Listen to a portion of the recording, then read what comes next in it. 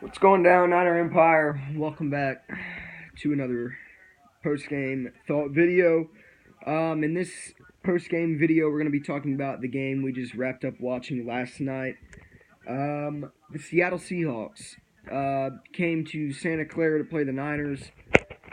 Going into this game, the Niners were without our starting field goal kicker in Robbie Gould.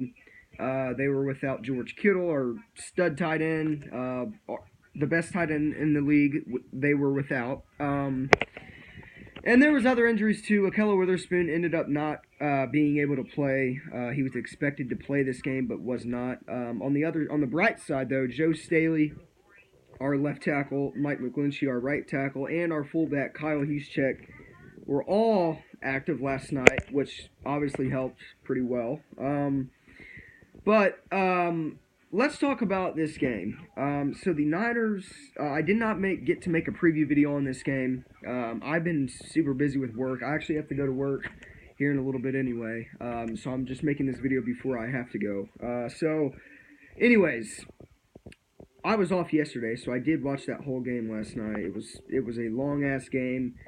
But the Seattle Seahawks, as much as I hate to say this, defeated the Niners in Santa Clara by a score of 27-24. And it was off of a game-winning field goal from the Seattle Seahawks in overtime as the overtime clock was expiring. So let's talk about this game.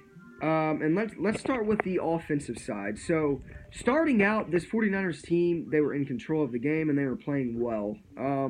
And once the second half hit, Seattle took over. But from the first half, for pretty much all the first quarter, and obviously all the second quarter, we held the Seahawks pretty well, offensively, at least I should say. We held Seattle's offense pretty well,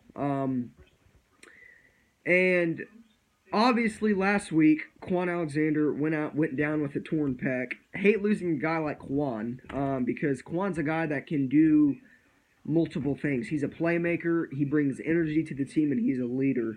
And when you have a guy like that goes down for the season, it takes a hurt on your defense. But Dre Greenlaw stepped up big time, and it almost seemed as if Quan Alexander's absence wasn't even there.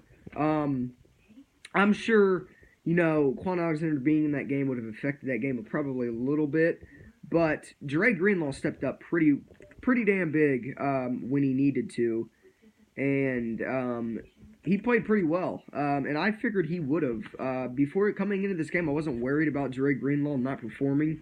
He performed really well in the preseason. If you guys watched preseason games, he played well overall. So Dre Greenlaw stepped up big time.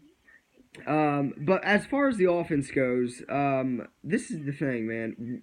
With injuries, it sucks. We didn't have George Kittle going into this game. Ross Dwelley, Garrett Selleck, and Levine Toilolo were the tight ends last night. Ross Dwelley and Garrett Selleck played the most. But when you lose a playmaker like Kittle, he's a game-changing player. He's the best player we have on this football team. And when you lose your best player against a pretty good Seattle team, it's going to affect you. And I'm not trying to point these out as excuses because we had opportunities to win this game last night and we didn't execute. I'm just saying when this happens, this game could have gone a different way. Like, this game is completely different when Emmanuel Sanders is on the field for the full game, when George Kittle's on the field for the full game, when injuries aren't killing us out of the ass like they were last night. And with Emmanuel Sanders, he got hit early in the game and his helmet popped off. I know he got hit earlier in this game pretty hard. I don't think maybe it was a different game, somebody's helmet, but either way, Emmanuel Sanders got hit pretty hard earlier in the game, and it kind of affected him throughout, because I remember seeing the play where he was like, I can't do this no more, and they had to send him. The last play he played, I saw, because he ran it was almost like a post route. No, it's more like a slant. It was like a slant route. And once he had ran the slant route, he instantly grabbed his ribs and shook his head like, I can't play no more, and instantly went back to the locker room. So I knew something was up once I seen that play, and it got me worried. And obviously, he did not return for the remainder of the game. So injuries suck. They affect your football team. But, I mean, as the game went on, it was always the next man up. We fought through those injuries is to the best of our ability, really. And the only thing we can do from here on out is limit turnovers, and the receivers have to catch the ball. And good news is that these are mistakes the Niners made last night that are fixable, that are easily fixable, and that are not, highly concerning. A lot of people are blaming this game on Jimmy Garoppolo, and there's always going to be pointing fingers when it comes to NFL analysts and stupid-ass people on talk shows. There's always going to be pointing fingers, but this game was not on Jimmy Garoppolo, so I don't want to hear none of that bullshit. It was not on Jimmy Garoppolo. Yes, he turned the ball over, but Jimmy Garoppolo turned the ball over, but it really didn't affect us down the stretch because we held our own and we ended up coming back. Jimmy Garoppolo did good things, and I don't know why people are bashing him and saying that this game was on him. If there's one player this game is on, it's Kendrick Bourne. I'm not pointing fingers here, and this is a team loss, but if the NFL analysts are trying to point fingers, and there's a guy out there that is easy to point a finger at, it's Kendrick Bourne because of how many times he dropped the football last night in crucial moments. Not only him, but Marquise Goodwin had a drop in the red zone that would have been a first down that was on a 3rd and long that would have set us up for a potential touchdown for an extra 7 points on the board. So when it comes to Marquise Goodwin, I think should be cut. I don't know why we're keeping on to him or holding on to him because Deebo Samuel has taken his spot. I like Deebo Samuel more anyway. I think he can do more than Marquise Goodwin can. Marquise Goodwin's never healthy. I understand he's dealt with family issues and personal issues and things upon that nature, miscarriages. That's super unfortunate for the guy, but at the end of the day,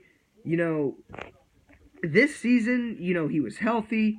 He was trying to get some of that pass stuff was kind of starting to get past him.